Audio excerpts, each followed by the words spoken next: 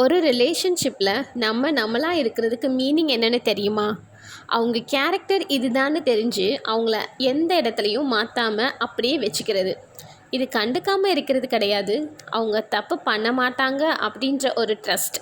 எதுனாலும் நம்மக்கிட்ட ஷேர் பண்ணுற கம்யூனிகேஷன். நானாக இருக்கேன், அதுக்குன்னு எது பண்ணாலும் சரின்னு கிடையாது. உங்களுக்கு பிடிச்சதை பண்ணுறீங்க, அதுக்கு சப்போர்ட்டாக இருப்பேன், பட் சரி தப்பு சொல்லுவேன் அப்படின்ற அர்த்தம். இறுக்கமாக பிடிச்சி வச்சு என் கூட இரு, என் கூட பேசு அப்படின்னு நம்ம சொல்லிகிட்டே இருந்தால் அவங்க கண்டிப்பாக நம்மக்கிட்ட நடிச்சிட்டு தான் இருக்கணும். ஜஸ்ட் அவங்க ஃப்ரெண்ட்ஸ் கூட ஃபேமிலி கூட இருக்காங்கன்னா அவங்கள கொஞ்சம் விடுங்க.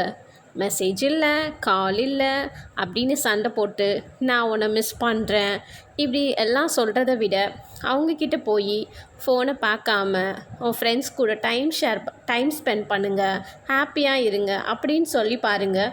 அப்போ அவங்களுக்கு அந்த ஃபீல் டிஃப்ரெண்ட்டாக இருக்கும்.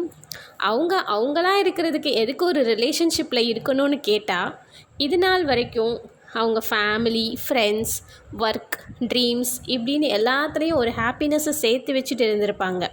சடனாக நம்ம அவங்க லைஃப்பில் போனோன்னே எல்லா ஹாப்பினஸ்ஸும் நம்ம தான் அப்படின்னு ஆக முடியாது. பட் அவங்க நமக்குன்னு ஒரு இம்பார்ட்டன்ட் கொடுத்து தான் வச்சுருப்பாங்க.